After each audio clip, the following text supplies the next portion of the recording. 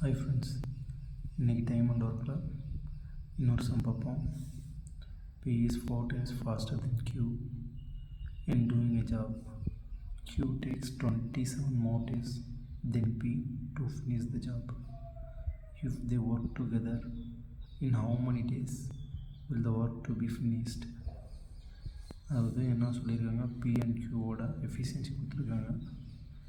P வந்து 4 times faster than Q. P வந்து 4, Q வந்து 1.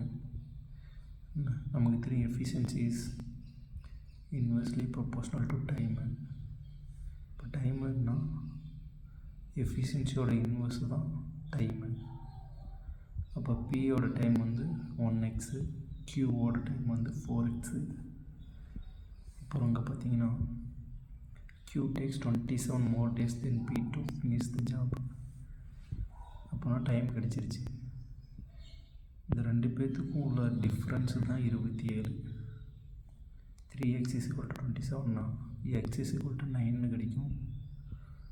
இப்போ எக்ஸோட வேல்யூ 9 டேஸ், பியோட எக்ஸுங்கிறது 9 டேஸ். இப்போ டோட்டல் ஒர்க் இதை வச்சு கண்டுபிடிக்கலாம். டோட்டல் ஒர்க்குங்கிறது எஃபிஷியன்சி இன்ட்டு நம்பர் ஆஃப் டேஸாக நமக்கு தெரியும். எஃபிஷியன்சி பியோட எஃபிஷியன்சி 4, நம்பர் ஆஃப் டேஸ் 9. இந்த 9 இருக்குல்ல, 1 × 9 9 தான், 4 × 9 36. டோட்டல் ஒர்க் கிடச்சிருச்சு. இப்போ பியும் கியூவும் விட்டுக்கா வேலை செஞ்சால் எத்தனை நாளில் முடிப்பான்னு கேட்டிருக்காங்க. பியோட எஃபிஷியன்சி 4, கியூவோட எஃபிஷியன்சி 1, 5, மொத்தம் 5.